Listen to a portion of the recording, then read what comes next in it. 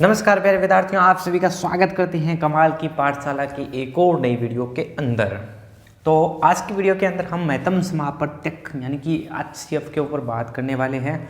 इसके एक शब्द से ही हमें पता स्पष्ट रूप से पता चल रहा है कि जो हाईएस्ट कॉमन फैक्टर यानी कि जो उच्चतम है उसके बारे में बात करने वाले हैं।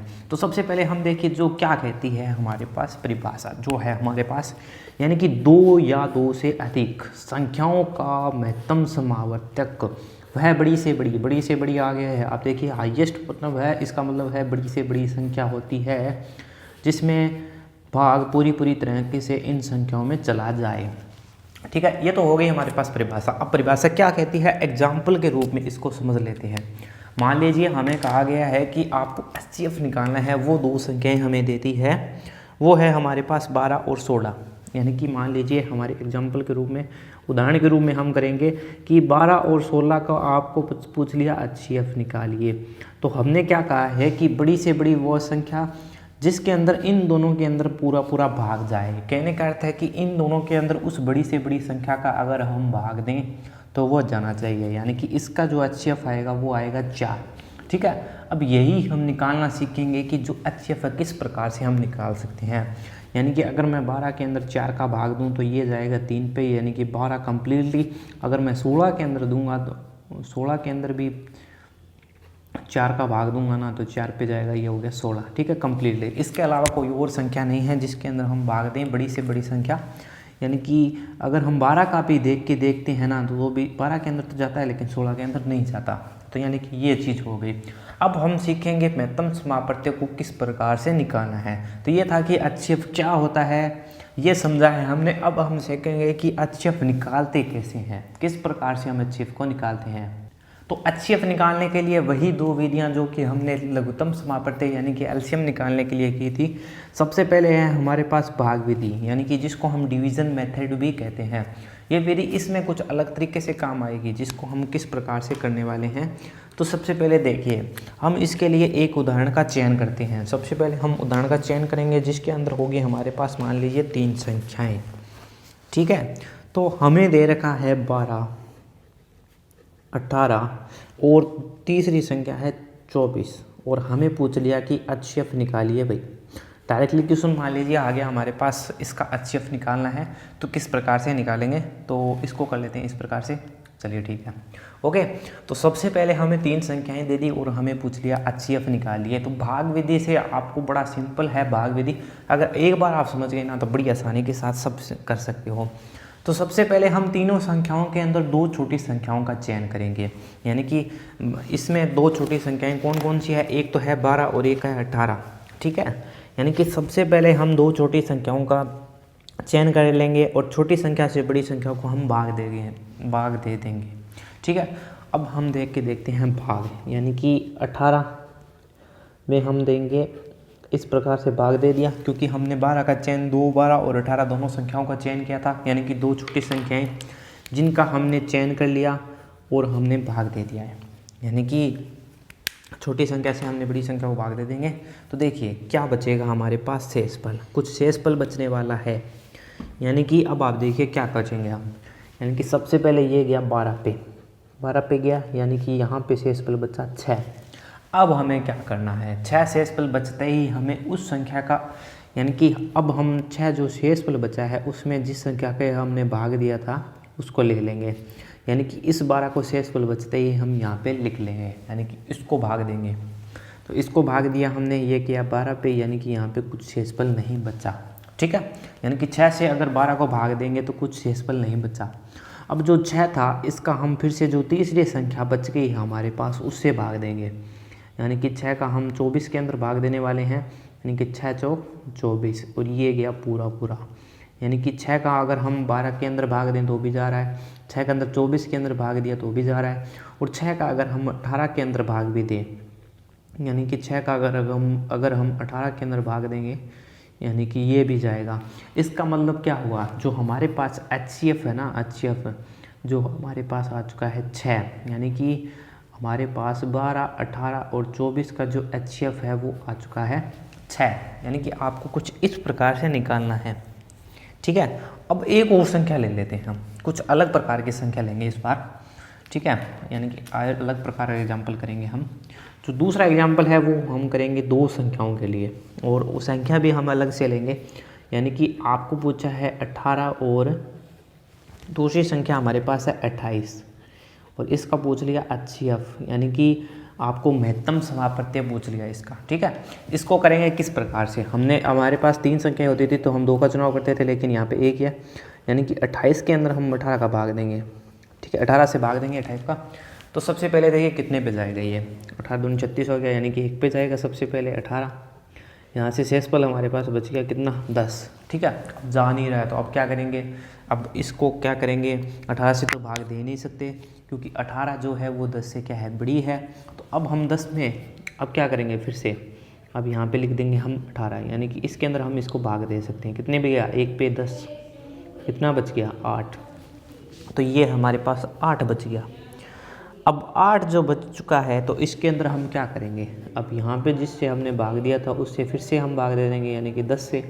कितने पे गया, 8 का 1 पे, यहाँ कितना बच गया, 2 बच गया। अब यहाँ से फिर से भाग दे देंगे इसका, यानी कि इसको उठा के हम इस प्रकार से लेंगे 8 को, यहाँ पे 8 को लिया तो कितने पे भाग गया, ये क्या, 4 पे 8 कम्प्लीटली भाग जा चुका है यहाँ पे। ठीक है, यानी कि 2 का भाग पूरी तरीके से जा चुका है। इसका अर्थ क्या है, इसका जो मैथ है ना, जिसको हमने कहा था कि HCF जो है इसका, HCF है वो हमारे पास कितना हो गया, वो हो गया 2, और ये हमारे पास आंसर हो गया।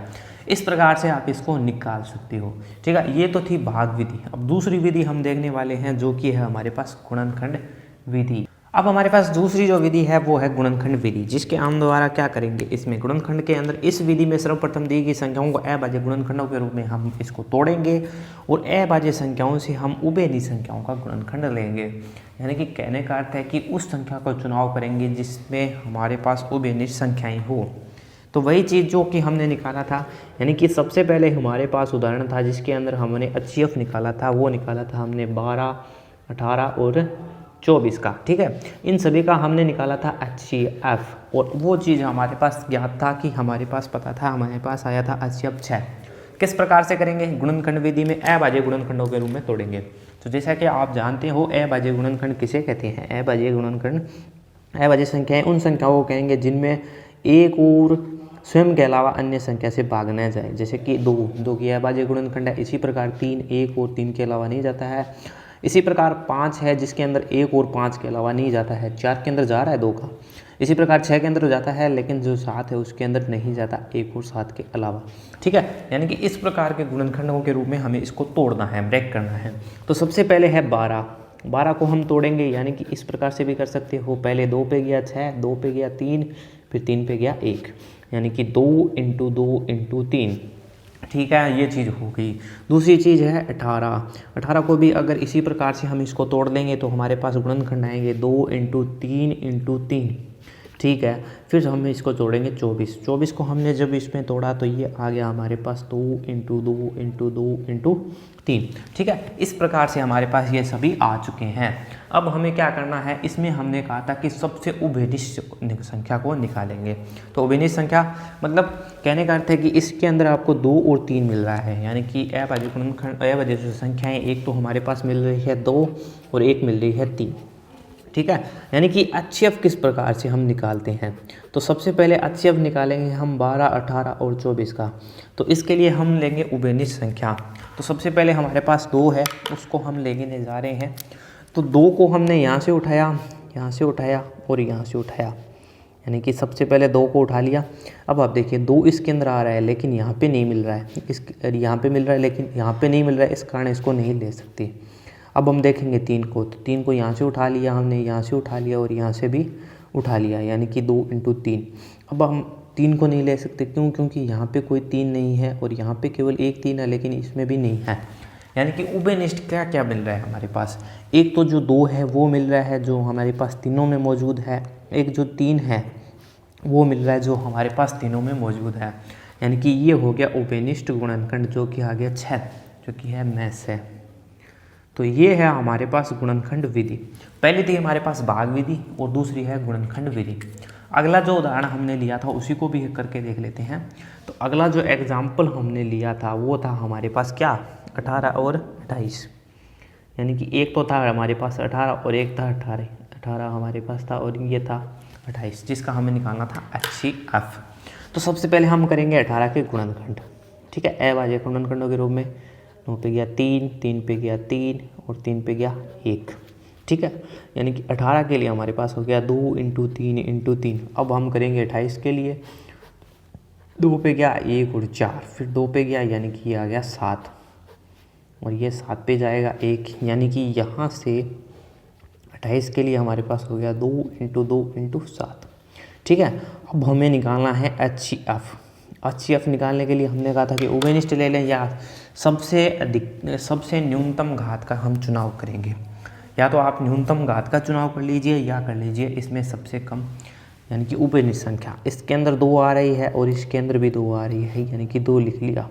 इसके अंदर 3 आ रहा है लेकिन यहाँ पे कोई भी 3 नहीं आ रहा है, यानी कि यहाँ पे 3 आ रहा है, ये भी नहीं आ रहा है।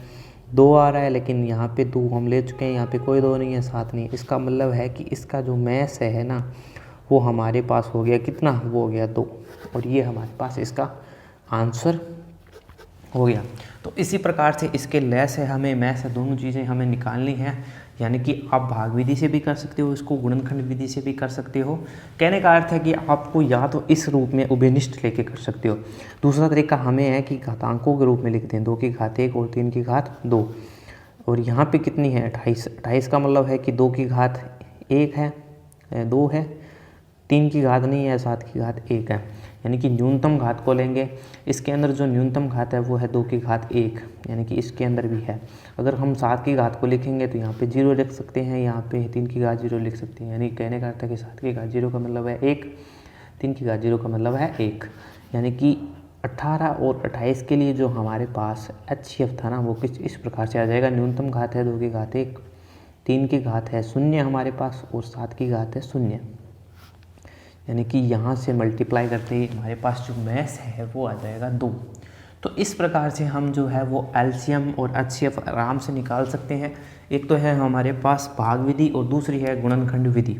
ठीक है, इस प्रकार के जो क्वेश्चन है इसको हम बड़ी आसानी के साथ हल कर सकते हैं। और देख लीजिए और किस प्रकार से संख्याओं के रूप में हमारे पास आ सकते हैं प्रश्न, तो वो भी देख लेते हैं। 1-2 क्वेश्चनों को अभी हल करके देख लेते हैं कि किस प्रकार के जो क्वेश्चन हैं हमसे पूछे जा सकते हैं। तो देखिए हमारे पास एक क्वेश्चन था जिसके अंदर कहा गया था कि वह सबसे बड़ी लंबाई, यानी कि एक ऐसी लंबाई बतानी है जिससे हम 24 मीटर, 32 मीटर और 44 मीटर को पूरा नाप सकें। कहने का मतलब है कि मान लीजिए आपके पास एक स्केल है जो कि हमारे पास है 15 सेंटीमीटर का। अगर हमारे पास पूछ लेता कि 30 को नापने के लिए अगर किसकी ज़रूरत पड़ेगी, तो बड़ी लंबाई है वो हमारे पास थी 30, यानी कि टुकड़ों के रूप में। अगर हम उसको यानी कि सबसे बड़ी ऐसी लंबाई लेनी है जिससे हम इन तीनों को नापें, जिससे हमारे पास कोई टुकड़ा नहीं बचना चाहिए। जैसे कि अगर 24 मीटर को पूरा नाप पे जा सके जिससे भी लंबाई से, और 32 को भी नाप सकें और 44 को भी नाप सकें, यानी कि इसका मतलब है इसमें हमें निकालना है मैस है। ठीक है, तो मैस है निकालने के लिए सबसे पहले हम क्या करेंगे, सबसे पहली विधि है हमारे पास, एक तो है भाग की विधि और दूसरी है हमारे पास गुणनखंड की विधि। आप चाहें जिस विधि से कर सकते हैं। अगर हम भाग की विधि को लेंगे तो जिसमें हम चुनाव करेंगे, यानी कि सबसे पहले हमें जो मैस है निकालना है वो कौन कौन सी संख्याओं का निकालना है, वो है 24 मीटर, 32 मीटर और 44 मीटर। तो इन सभी का हमें निकालना है और उत्तर जो आएगा वो मीटर के अंदर आएगा। तो सबसे पहले अगर हम भाग की विधि की बात करें तो हम इनमें क्या करेंगे, 2 संख्याओं को चुनाव जो कि छोटी होगी, यानी कि 24 और 32 का हमने चुनाव कर दिया। अब हम क्या करेंगे, भाग देंगे, यानी कि इस प्रकार से 24 का भाग दे दिया, यानी कि 1 पर गया 24 और शेषफल हमारे पास बचा 8। ऐसा बचने पर हमने इस संख्या का ले लिया, 24 के अंदर दे देंगे, यानी कि 3 8 24, यानी कि यह बच गया शेषफल 0। तो 8 जो है वो ऐसी संख्या आ गई जिसका हम अगर 8 के अंदर किसी के अंदर भाग दें तो भी जा रहा है। ठीक है, यहाँ से मिल गया। लेकिन अब क्या करेंगे, हम 44 के अंदर भी भाग देंगे 8 का, तो क्या कम्प्लीटली जा रहा है। तो हमारे पास होता है 8 5 40। तो यहाँ से शेषफल बच गया 4, यहाँ से शेषफल बच गया 4। ठीक है, यानी कि यहाँ से तो दोनों के अंदर 8 का भाग जा रहा था, लेकिन यहाँ से शेषफल बच गया 4। ठीक है, तो अब हम क्या करेंगे, शेषफल बचने के बाद हम देंगे 8 के अंदर भाग। तो 8 के अंदर भाग देंगे 4 का, तो 2 पे गया 8 और ये गया कम्प्लीटली। यानी कि 4 एक ऐसी संख्या है जिसमें अगर हम तीनों का भाग देंगे तो पूरी रूप से जाएगा। यानी कि 4 मीटर का नाप अगर हम लेंगे तो पूरी तरीके से जाएगा। अगर हम लेते हैं यानी कि यहाँ से HCF जो है हमारे पास आ चुका है वो है 4 मीटर। ठीक है, ये तो आंसर हमारे पास आ चुका है। मान लीजिए आप यहाँ से क्या करते कि 8 मीटर ले लेते, यानी कि यहाँ से आप यानी 8 मीटर ले लेते। अगर आप 8 मीटर माप ले लेते तो पहली और दूसरी जो है वो पूरा माप हो जाता। लेकिन यहाँ पे जो 8 मीटर है वो 40 मीटर तक नापने के बाद हमारे पास शेष बच जाता 4। यानी कि पूरा नापना है हमें इसको, जो कि हमारे पास पॉसिबल नहीं होता। यानी कि इसका जो सही परिमाण है ना वो है 4 मीटर।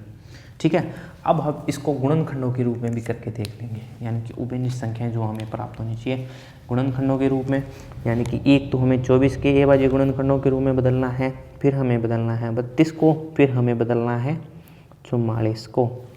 यानी कि इनको अभाज्य गुणनखंडों के रूप में बदल लेते हैं। तो गुणनखंड विधि से हम इसको टुकड़ों में तोड़ चुके हैं। अब हम लेंगे उभयनिष्ठ संख्याओं को। यानी कि अब उभयनिष्ठ संख्याओं को सबसे पहले हमने 2 का चुनाव कर लिया, फिर से हमने कर लिया 2 का चुनाव। अब हमारे पास यहाँ पे जो है वो कम बच रहे हैं, यानी कि 2 और 3 मिल रहे हैं। यहाँ पे 2 है लेकिन यहाँ पे 2 नहीं है। यानी कि अगर इसको घातांकों के रूप में लिखें तो किस प्रकार से लिख सकते हैं, यानी कि 2 की घात 3 और 3 की घात 1। यहाँ से लिखेंगे, यहाँ पे हो गए 2 की घात 5, 3 की घात 0 और यहाँ पे 11 की घात 0 और 11 की घात 0। और यहाँ से अगर करेंगे 2 की घात 2, 11 की घात 1 और 3 की घात 0। यानी कि जो हमारे पास HCF है ना वो आ गया हमारे पास 2 की घात 2। यानी यहाँ से तो आ गया 2 × 2, जिसको हम लिख सकते हैं 2 की घात 2 × 3 की घात 0 और 11 की घात 0। कहने का अर्थ है कि जो हमारे पास HCF है वो आ गया 4 और ये आ गया मीटर के अंदर। ठीक है, ये हो गया हमारे पास सवाल।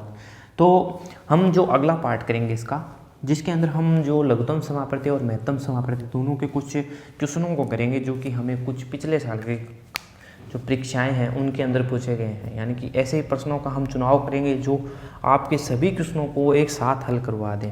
तो मिलते हैं हमारी